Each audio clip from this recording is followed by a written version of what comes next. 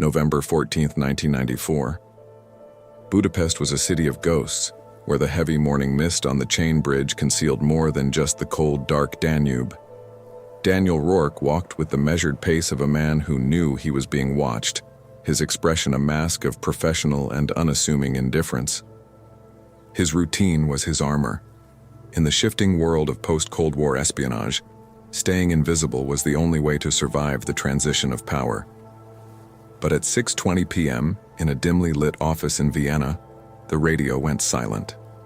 The duty officer stared at the clock, waiting for a signal. The signal never came. The silence was absolute, a void where a man's life used to be. The machinery of the state began to pivot immediately. The intelligence architecture moved with cold efficiency. Shadowed figures retreated into doorways, and files were stamped top secret to bury the unfolding failure. 13 years later, in the quiet depths of a 2007 archive, researcher Catherine Mell pulled a dusty folder that had remained untouched for over a decade. As she opened the folder, the smell of old paper and betrayal filled the air. Her eyes widened at the details that were never officially reported. The records of 1990s Hungary painted a grim picture. Crumbling Soviet statues stood as silent, stone witnesses to a city struggling for its new identity. In gray marketplaces, grainy surveillance caught nameless people exchanging envelopes. It was a time of institutional uncertainty and desperate hidden agendas. Aldous Ferreira watched the Vienna streets from his window. He was a man burdened by the secrets of 100 failed operations and lost men. Ferreira knew the truth about Rourke's last mission. He knew that in the shadows of Budapest, loyalty was a currency that had lost its value. In a dark cafe thick with cigarette smoke, Rourke's contact sat in silence. Their face was a puzzle of light and shadow, intentionally obscured. The investigation revealed a terrifying duplicity. The contact wasn't just working for Rourke. They were a bridge to an entirely different set of players. Rourke stood on a street corner, checking his watch with precision. He was a professional waiting for a ghost that would never arrive. While he waited miles away in a secure facility, his mission briefing was being fed into a shredder. His existence was being erased in real time. He finally entered an old, dimly lit apartment building. The heavy door closed behind him, swallowing the sounds of the city and Daniel Rourke himself. In 2007, Catherine Mell slowly closed the file. The room was quiet, the mystery solved only by the realization that some people never come home. The chain bridge stands today, illuminated by neon lights reflecting on the Danube. It remains a silent monument to the secrets buried in its mist. The mechanism through which this was happening, and the question of who within the agency may have known about it, would become the central unresolved element. Because a doubled source only remains useful if the people running the doubling operation have sufficient access to know what to pass and what to withhold. That kind of precision requires information, and that information has to come from somewhere. Rourke's meeting on November 14th was not, on its face, unusual. His operational log indicates that he had met this contact on 2 previous occasions. The contact indicated they had access to specific intelligence relating to a network operating across the Hungarian-Serbian border during the intense Balkan Wars. Rourke arrived at the cafe near the Kaleti railway station at approximately 10:15 a.m. The meeting was scheduled to last no more than 45 minutes. Rourke had followed a surveillance detection route without identifying any signs of hostile surveillance. He was never seen leaving the cafe. A single exterior bank camera captured Rourke entering the cafe building at 10:16. The footage ends at 10:44 when the tape appears inoperative. When the footage resumes at 11:09, Rourke does not appear again. The contact was never located. The cafe staff remembered nothing unusual. This was a clean disappearance. It had been organized by people who understood how these things were done. When the Vienna station began its initial inquiry, it moved carefully. There was no immediate indication of what had happened. Rourke could have been detained or encountered a problem with his cover. Field officers occasionally make unilateral decisions to go dark when something feels wrong. The station chief in Vienna was Philip Ouderkirk, a career officer, cautious and acutely conscious of how information affected institutional positions and careers. Outerkirk initiated a quiet internal review. Its findings were classified at a level that prevented most of the station from knowing what was being concluded. The containment of information was standard procedure, but it began to serve other purposes. It became a way of managing an institutional problem. Embedded within the question of what happened to Daniel Rourke was a structural question about who had made which decisions. Aldous Ferreira, the officer who had recruited and managed the contact, was interviewed internally in the week following the disappearance. The interview notes, which were later recovered as part of the 2007 investigation, are notable for what they don't pursue. Ferreira was asked about the contact's recruitment history. He was asked about the intelligence assessment process. He was not asked in any direct or sustained way about the possibility that the contact had been compromised prior to the Budapest meeting. The interview reads less like an investigation than like an account-gathering exercise, the kind of interview designed to establish a record of what happened without probing the question of why it happened. Ferreira left his position in the Vienna station 7 months later. He took a posting at headquarters. He was later promoted. Daniel Rourke was, after a period of continued uncertainty, formally listed internally as a missing officer. The category carried a specific bureaucratic meaning. It was not a declaration that he was dead, not a designation that acknowledged he had been captured, not a finding of any particular conclusion. It was a holding position, a classification that allowed the case to remain nominally open while removing it from active operational consideration. His family was told that he had been involved in an accident during a routine assignment in Europe. The details provided were vague. His wife, Elena, later said in the interview she gave to the private investigator she hired in 1998, 4 years after the disappearance, that she had always known the explanation she'd been given was incomplete. Not because she had specific information to contradict it, but because she knew him, and the account she had been given did not match what she understood about how he operated and how he thought. She described, in that interview, a phone conversation she had had with Daniel approximately 2 weeks before he left for Budapest. He had said something she hadn't understood at the time, and had only later come to see as significant. He had said that he wasn't sure the operation he was being assigned to had been properly thought through. He hadn't elaborated. When she had pressed him, he had changed the subject. She had attributed it to the normal low-level stress of operational preparation. Later, she believed it was something else. Whether he had identified a specific irregularity, or whether what he expressed was a more general unease that he couldn't articulate precisely, is impossible to know from that single second-hand account. But it is consistent with a pattern that would emerge more clearly when more material became available. The years between 1994 and 2007 are, for the purposes of this story, a period of institutional stillness. The case was not actively investigated. The file was maintained in classified archives. The category of missing officer remained unchanged. There were, at various points, informal inquiries. A colleague who had worked with Rourke asking questions of people who declined to answer. A brief journalistic inquiry in 1999 that ran into the standard walls of official non-disclosure, but nothing that meaningfully advanced the understanding of what had happened. Then, in late 2006, the Hungarian National Security Archive, an institution established in the mid-1990s to manage the records of the former state security services, completed a multi-year cataloging project involving documentation transferred from various holding facilities during the political transitions of the early 1990s. Some of this material had been transferred in disorganized condition. Some of it had clearly been subject to deliberate removal of specific documents before transfer. Some of it was in better condition than expected. Among the cataloged material was a collection of operational files from a unit that had been attached to the former State Security Service and which had, during the final years of the communist government and the early years of the transition period, operated in a semi-independent capacity. The unit's function had been to manage relationships with foreign intelligence services, both Soviet and, as the political winds shifted, Western. The unit had continued to operate in some form into the mid-1990s before being formally dissolved.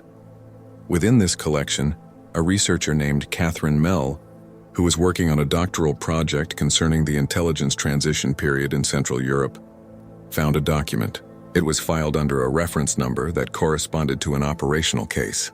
The document was dated October 1994, 1 month before Rourke's disappearance in Budapest. It described, in the careful, indirect language of intelligence bureaucracy, a meeting that had taken place between an officer of the unit and an individual described only by a designation code. The subject of the meeting was identified as a Western intelligence operation, then active in Hungary.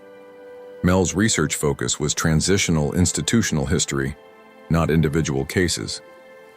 She photographed the document along with several hundred others and stored the images in her research archive.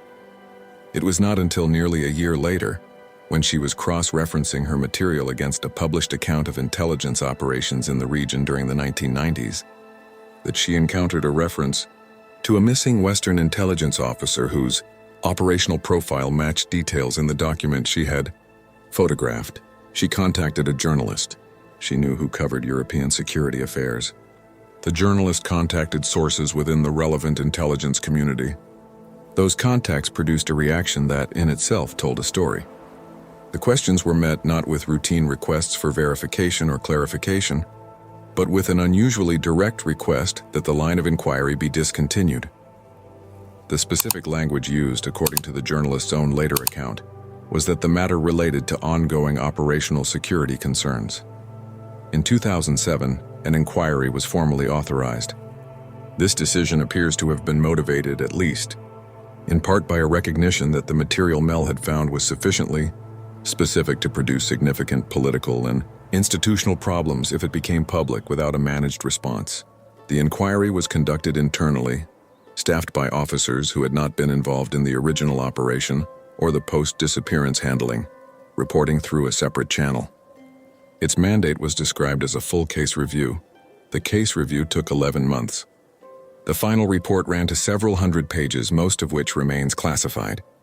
A summary assessment, released in partially redacted form following a Freedom of Information process completed several years later, indicates the following. The contact that Daniel Rourke met in Budapest in November 1994 had been, as suspected, a doubled asset. The doubling had occurred not through a chance identification by a hostile service, but through a relationship that predated the Western agency's recruitment of the contact. The contact had, at the time of their recruitment by the agency, already been in a reporting relationship with another party. That other party is described in the summary assessment in terms that are carefully non-specific. The reference is to a third-party intelligence entity whose full identification remains classified. What is clear from the available material is that this entity had had advance awareness of at least some aspects of the Budapest operation.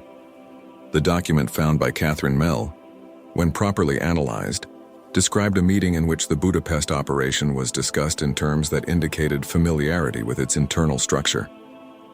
The level of detail in that document, the specific timing, the specific location, elements of the cover arrangements, was not the kind of detail that could have been reconstructed from external surveillance alone. It pointed toward an internal source. The inquiry identified Aldous Ferreira as a person of significant interest. The investigation of Ferreira's activities was complex and, by the summary assessment's own acknowledgement, incomplete. What was established was that Ferreira had maintained, during his time in Vienna, contacts with individuals in the transitional Hungarian intelligence environment that had not been disclosed to the agency or authorized under applicable procedures. The nature of those contacts and the information, if any, that was exchanged through them was not fully determined. Ferreira declined to cooperate with the inquiry voluntarily. The legal mechanisms available to compel his cooperation were, according to the inquiry's findings, insufficient to the task. He died in 2010, before any legal proceedings had been formally initiated. Daniel Rourke's physical fate was not established by the inquiry. The most probable conclusion, stated in restrained official language, is that he did not survive the period immediately following the Budapest meeting. The specific circumstances remain unknown. The location of any remains, if they exist, has not been determined. What the inquiry did establish, and what the summary assessment acknowledges with the kind of careful precision that official documents achieve when the subject is institutional failure, is that the operation in Budapest had been designed and approved with insufficient evaluation of the reliability of the source Rourke was meeting. The source's background had been assessed in ways that depended heavily on Ferreira's own reporting, which created a structural problem that should have been identified and addressed. The operational brief given to Rourke had not reflected the full degree of uncertainty that a more independent assessment would have produced. Whether Rourke had himself identified this uncertainty, whether the unease he expressed to his wife in that phone conversation 2 weeks before Budapest was the product of a specific concern about the operation's design, is something the inquiry could not determine. It is possible that he had noticed something. It is possible that the information available to him was insufficient to allow him to see what was wrong with sufficient clarity to act on it. It is possible that he saw more than he was able to act on within the operational structure he was working in. The question of what a field officer is supposed to do when they have a partial sense that something is wrong, but not enough concrete information to formally raise the concern through available channels, is one that the intelligence community has never fully resolved. The structural logic of operational security, the limitation of information to those who need it, the emphasis on need to know, the careful compartmentalization of different elements of an operation creates conditions in which the warning signs of a problem can be distributed across multiple people without any single person having enough of them to see the whole picture. Rourke had pieces. He may have had more pieces than anyone knew, but the architecture of the operation ensured that even if he had doubts, the channels through which he might have acted on them ran through the same part of the structure that was compromised. Elena.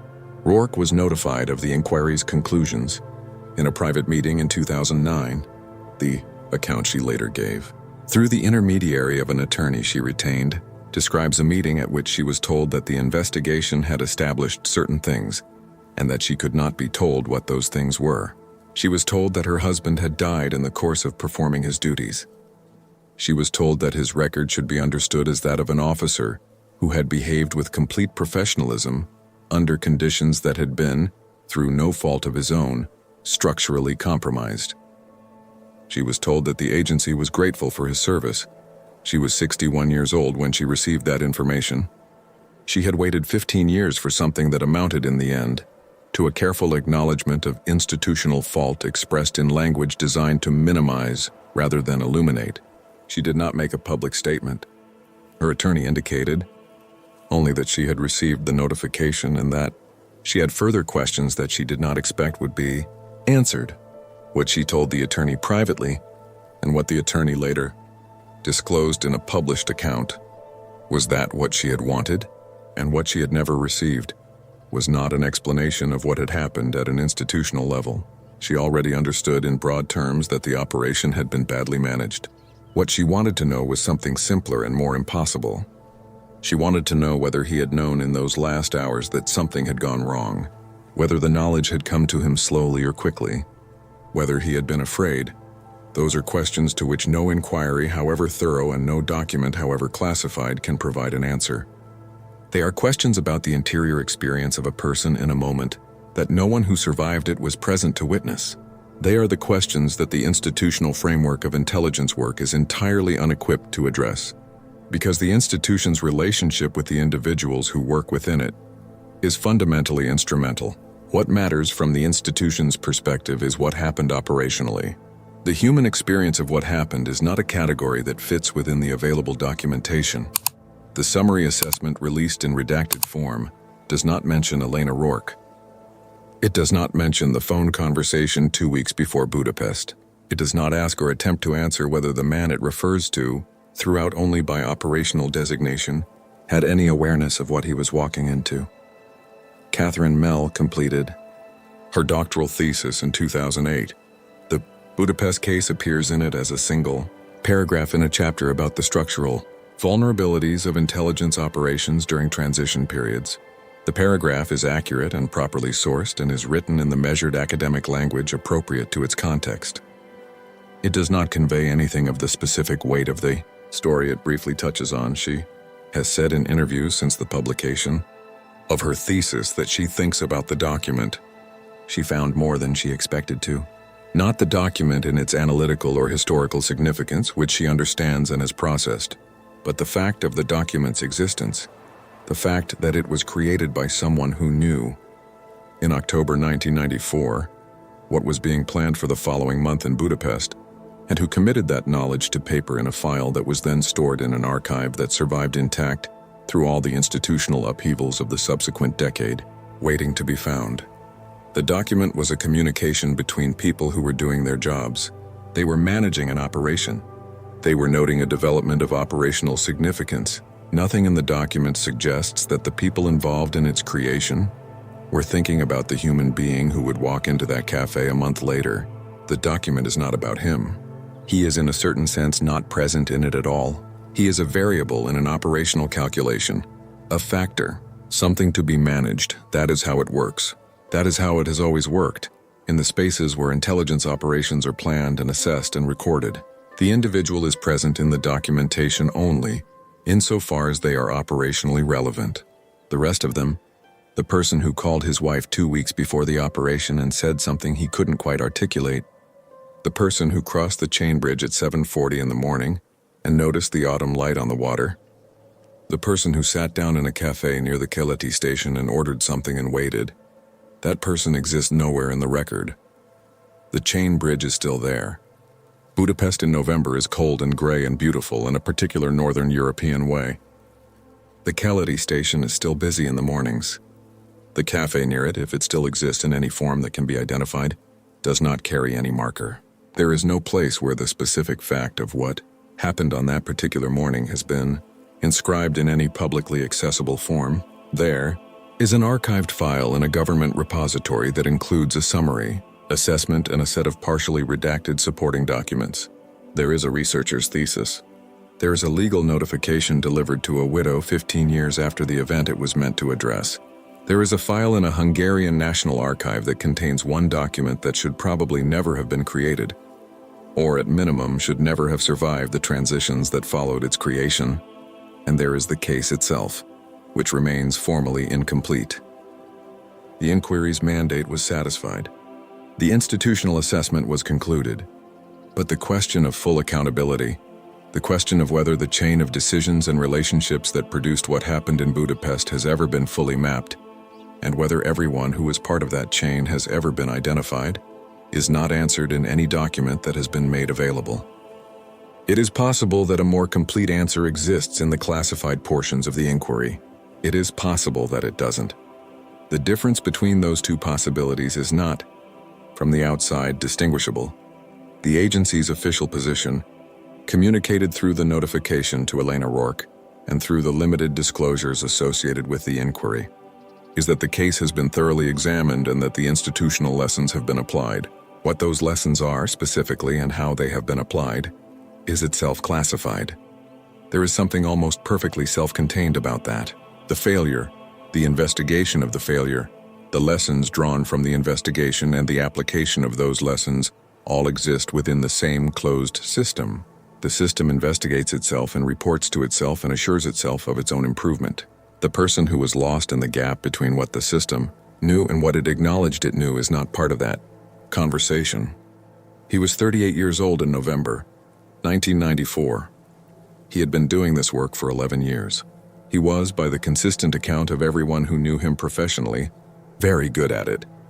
He walked across the chain bridge on a November morning and he disappeared. And it took 13 years for even a partial account of why to become known to anyone outside the institution that had sent him. Catherine Mell's document is still in the archive. The archive is still open to researchers.